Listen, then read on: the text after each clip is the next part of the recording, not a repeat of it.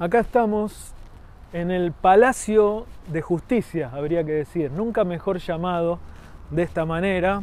Es un día con nieve hoy, con frío, y nunca, aunque no lo crean, había llegado tan cerca de este imponente edificio que ahora vamos a conocer. Fíjense, es el edificio del Superior Tribunal de Justicia de Tierra del Fuego, que se inauguró parcialmente en el año 2019, en plena pandemia. Esa primera parte del edificio costó más de 200 millones de pesos y se terminó de entregar al año siguiente. Es un edificio espectacular, con tecnología de punta. Me han dicho que tiene termopaneles para que el sistema de calefacción sea más eficiente. También tiene paneles termoacústicos. No sé para qué, pero tiene paneles termoacústicos. Tiene 4.000 metros cuadrados, 3 plantas y un subsuelo. Acá dentro de alguna de esas ventanas inmensas, están los despachos de los 4 jueces del Superior Tribunal de Justicia, su cuerpo de relatores, la administración, la biblioteca y dicen que una inmensa cafetería que me gustaría conocer. Siempre quise bajar por la escalera del Palacio de Justicia. Y acá estamos, para hacer contrapuntos dedicado a Justicia Dicta 2, el libro sobre el Poder Judicial de Tierra del Fuego, que va a estar a disposición de todos ustedes en las próximas semanas, que ya está por entrar en imprenta. Este libro es la segunda parte de otro que se editó en el año 2007 y que contaba la primera etapa, la etapa fundacional de la justicia desde 1994 hasta 2007. Ahora vamos a contar todos los escándalos que hubo desde ese año, desde el 2007 hasta la actualidad. Creo que tenemos temas para hablar.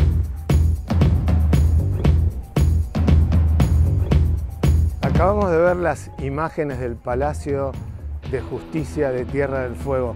La palabra palacio es precisa, representa la distancia entre la justicia del pueblo de Tierra del Fuego, el exceso, la élite, el distanciamiento entre quienes viven una realidad y justamente atrás mío el contraste, un hospital que se quemó en junio del año pasado. Se van a cumplir en meses un año. El hospital no está rehabilitado, recién están trabajando en la ampliación que estuvo paralizada. Lo paradójico, la élite judicial viviendo en un palacio, el pueblo de Tierra del Fuego sufriendo las inclemencias de un hospital público devastado que no se arregla. Dejamos el Palacio de Tribunales acá al lado de la Plaza Piedrabuena y nos estamos dirigiendo hacia Monte Gallinero, donde está la otra sede del Poder Judicial en la ciudad de Ushuaia. Justicia Dicta 2 empieza en el año 2007. Esto es cuando estaba por asumir la ex gobernadora Fabiana Ríos. Y el primer caso que está contado es la asunción de uno de los actuales miembros del Superior Tribunal de Justicia, el doctor Javier Mushnik. Vamos a explicar ahí una historia que algunos conocerán y otros no tendrán tanto detalle, eso está en el libro, cómo es que Mushnik llega a su cargo valiéndose de los contactos que tenía nada más ni nada menos que con el ministro de Gobierno de ese entonces, Guillermo Aramburu. O sea que vamos a contar cómo el gobierno que llegó a esa función prometiendo transparencia y prometiendo la transformación de las instituciones, finalmente puso a dedo a uno de los miembros del Superior Tribunal de Justicia. Todo eso abarca el primer capítulo de Justicia Dicta 2. Uno de los capítulos centrales habla del ingreso del juez Ernesto Nené Loeffler a la justicia de Tierra del Fuego. Loeffler ingresa efectivamente hace más de 10 años como camarista civil en la ciudad de Río Grande. Él había sido diputado nacional, síndico en la tan cuestionada empresa de hidrocarburos Fueguinos y FUSA, y cuando fue síndico en esta empresa se presentó una fuerte denuncia penal por irregularidades que se constataron. Loeffler fue procesado en primera instancia, confirmado en segunda, incluso el Superior Tribunal de Justicia de por entonces ratifica ese procesamiento. ¿Qué pasa mágicamente en el medio? La Corte menemista, encabezada por el ex juez Julio Nazareno, recordemos, socio de Menem en un estudio jurídico en La Rioja, pide el expediente donde se trataba IFUSA. Estaban involucrados el ex ministro de Economía y después senador nacional Ruggero Preto y Loeffler, que después pasa a ser diputado nacional. La Corte saca de Tierra del Fuego el expediente y Loeffler termina siendo sobreseído. Sobreseído, ustedes se preguntarán, porque lo declararon inocente, porque no encontraron pruebas. No, porque la causa prescribió. La Corte nunca trató el tema y vencidos los 10 años, la causa se cayó. Por ese motivo, Loeffler terminó siendo sobreseído. Se determinó que era inocente de una causa donde en el momento de investigar se lo acusó y en el momento de fallar la Corte se llevó la causa de Tierra del Fuego. Eso es un componente central de uno de los capítulos principales en Justicia Adicta 2. Estamos en Monte Gallinero, en el otro edificio de la justicia en Ushuaia, donde está la primera instancia y hay juzgados donde la gente trabaja más hacinada que en el palacio donde estuvimos. Estamos acá para seguir hablando de Justicia Adicta 2.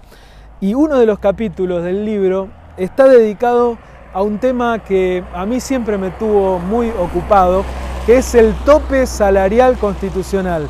Hay un artículo de la Constitución de Tierra del Fuego, el 73, inciso 4, si quieren búsquenlo, que dice que ningún funcionario de cualquiera de los tres poderes puede ganar un sueldo superior al del gobernador de la provincia.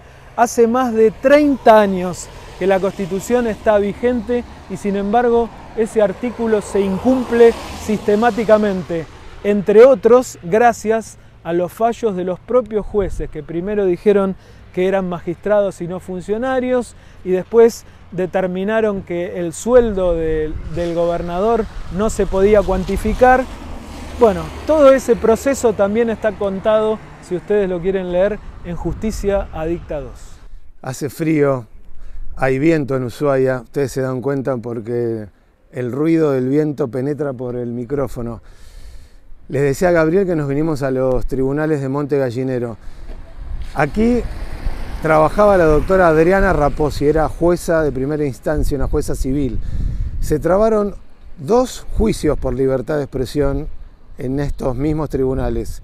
Uno contra el ex senador José Martínez, otro contra la Asociación Civil Participación Ciudadana. Se debatía si en Tierra del Fuego se pueden o no criticar a las autoridades públicas. El primero de los fallos, en las 3 instancias, en primero, en Cámara y en el Superior Tribunal, la justicia fueguina condenó al ex senador José Martínez por una feroz crítica a un funcionario provincial.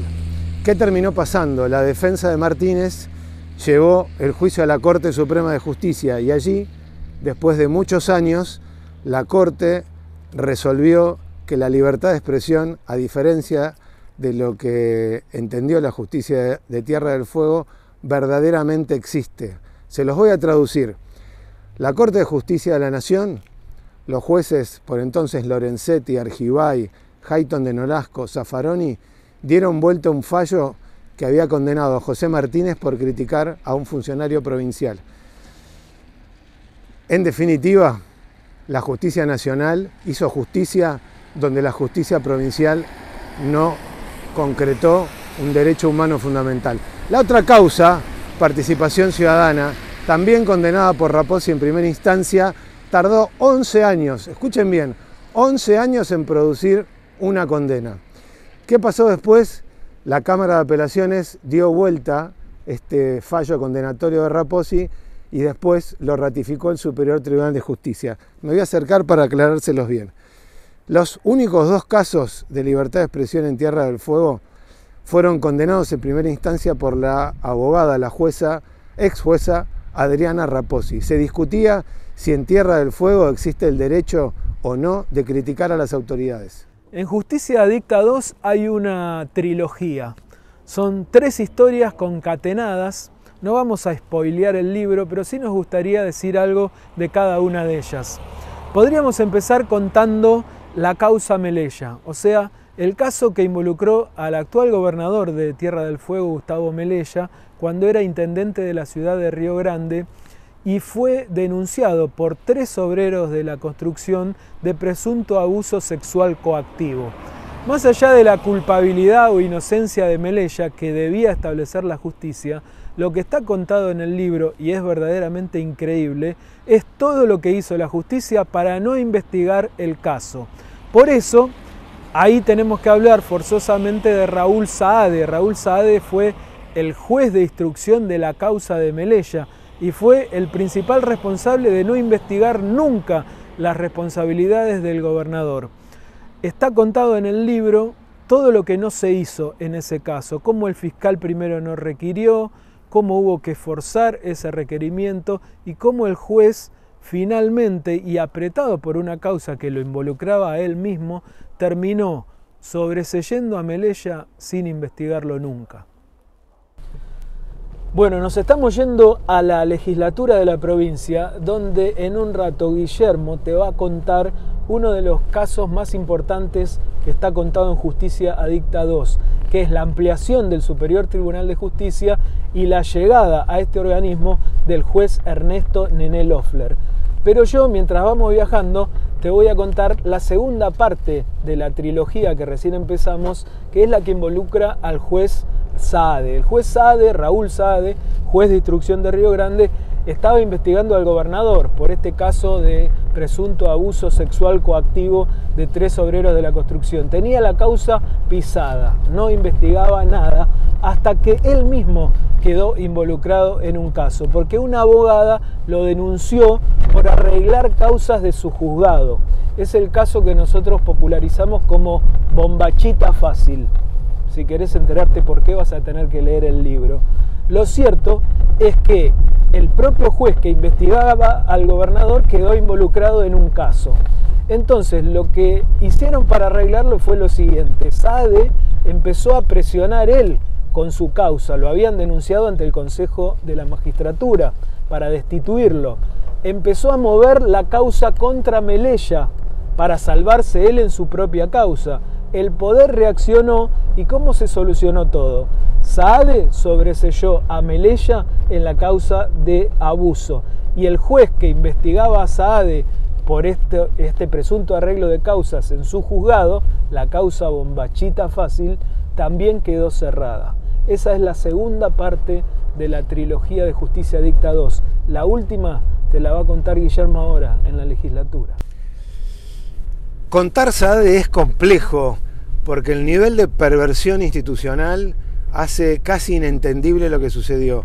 Gabriel, que ahora está manejando, les contó la trama penal entre, uno podría decir, el intercambio de favores en la causa Melella para salvar a Saade en su propia causa penal. Pero además Saade fue, Raúl Saade, digo, tengamos en cuenta esto, un juez penal estaba siendo investigado por un presunto delito penal que en principio el mismo juez había cometido. Lo sacan de la causa penal, pero le incorporan una denuncia, un pedido de destitución en el Consejo de la Magistratura. Eso va y viene, los consejeros dicen que había que esperar la resolución judicial y termina recayendo la investigación en manos del fiscal acusador. ¿Quién era? Imagínense ustedes quién era el fiscal acusador.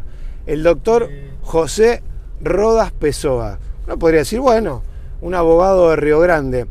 El doctor José Rodas Pessoa es integrante del estudio jurídico, ustedes ya lo saben, el estudio jurídico Loeffler. Entonces, el estudio jurídico Loeffler, a través del doctor Rodas, tenía que acusar o no a Saade. Saade que tenía que acusar o no a Melella. Gabriel les contó que hubo una sucesión de intercambios institucionales. Saade desvinculó a Melella de la causa y, como ustedes saben, la justicia desvinculó al propio Saade de la acción penal y muy rápidamente el Consejo de la Magistratura entendió que no había que destituir a Saade.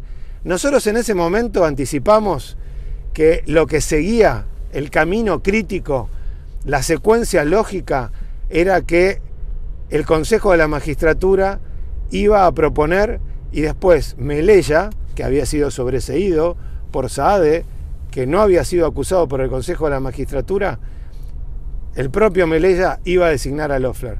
Ahora te contamos cómo es el desembarco de Loeffler en el máximo Tribunal de Justicia de Tierra del Fuego.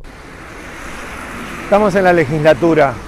Acá se produjo una de las mayores estafas institucionales de los últimos años en Tierra del Fuego.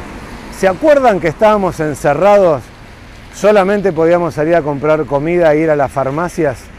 Bueno, la legislatura, mientras no trabajaba ni el municipio ni el gobierno, no se recibían expedientes judiciales, decidió ampliar el Superior Tribunal de Justicia de 3 miembros a 5. De esta manera pagar el compromiso político que se había asumido entre Forja y Elmo Poff, que en el caso de que Melella ganara, que efectivamente ganó, Loeffler integraría el Superior Tribunal. ¿Se acuerdan de aquella foto de juez Loeffler siendo camarista, yendo a un acto político en plena campaña electoral, cuando lo fotografiaron al lado de Melella en un acto organizado por el municipio a pocos meses de la elección? Bueno, acá se pagó ese favor político. ¿Qué hicieron?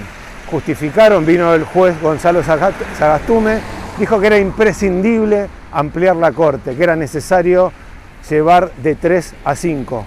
Inmediatamente, recordemos, estábamos encerrados, estaban suspendidos los plazos administrativos en el Estado. Inmediatamente el Consejo de la Magistratura de Tierra del Fuego recibió el decreto que había promulgado esta ley. Llamaron un concurso y en forma express, el concurso más rápido de la historia de Tierra del Fuego, seleccionaron, en lugar de a 2 miembros para integrar la Corte con 5, solamente con 1. Ustedes ya saben a quién designaron en ese concurso, en el cual el Consejo de la Magistratura, me voy a acercar porque es importante recordar esto, se habían comprometido a evaluar con perspectiva de género. La gente pedía, bueno, si van a ampliar la Corte, pongan un hombre y una mujer. Ustedes ya saben que en lugar de un hombre y una mujer, pagaron el favor político y designaron, seleccionaron a Ernesto Nené Loeffler. Ahora, Gabriel, les cuesta el escandaloso caso del reclutador de firmas. Fue un verdadero concurso express la forma en que designaron a Loeffler en el Superior Tribunal de Justicia recién ampliado, pero faltaba un paso. Ese paso era la ratificación por parte del propio gobernador, Gustavo Melella. Para eso había un procedimiento establecido en la época de la ex gobernadora Fabiana Ríos. Tenían que someter a la opinión de la ciudadanía la candidatura de Loeffler. Y así fue como apareció el reclutador de avales. Hablamos de Francisco Capelotti, este primo de Loeffler, que era secretario, prosecretario en la Cámara Civil, donde Loeffler era camarista, y que se dedicó durante todo este periodo a buscar avales en todos los integrantes del Poder Judicial para que respaldaran la candidatura de Loeffler. Logró como 1.440 avales de todos los funcionarios que, imagínense, después tenían que depender de Loeffler en el Superior Tribunal y por supuesto firmaron, y así fue como se terminó de consolidar el nombramiento del verdadero jefe de la justicia.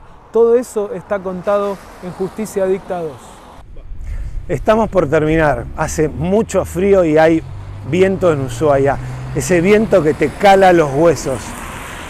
Gabriel te contó que el primo de Loeffler, que había sido prosecretario de Cámara, que después lo nombraron camarista, es increíble lo que pasa aquí en Tierra del Fuego, es una secuencia de favores que se van pagando sucesivamente. El primo que junta avales, que después termina siendo camarista. Bueno, lo cierto es que el gobernador Melella recibió los avales y lo nombra a Loeffler. En el medio, Amnistía Internacional y 3 ONG cuestionaron que no se hubiera evaluado con perspectiva de género y que había sido un concurso absolutamente discrecional. Esa es la marca de agua que tiene el Consejo de la Magistratura. El propio fiscal de Estado pidió, acuérdense, suspender el concurso porque había observaciones que estaban previstas resolverla y no las llegaron a resolver.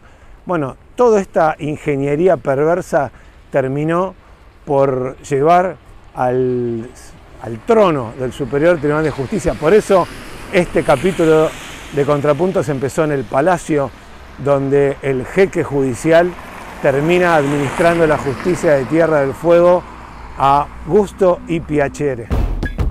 La trilogía de Loeffler, Saade y Melella cierra Justicia Dicta 2. El libro, que es la segunda parte de la historia del Poder Judicial de Tierra del Fuego y que en las próximas semanas va a estar a disposición de todo aquel que quiera leerlo. Va a ser seguramente un libro muy incómodo, porque estamos en una época oscura de Tierra del Fuego, donde todo esto se habla muy poco, en público y también en privado. Algunos seguramente querrá leerlo y enterarse de cómo son las cosas. Por eso hicimos Contrapuntos de esta semana para presentarle Justicia Dicta 2. Conmigo, que lo escribí, pero también con Guillermo Worman, que es el editor y que hizo muchísimo para que se pudiera publicar. Nos reencontramos en la próxima.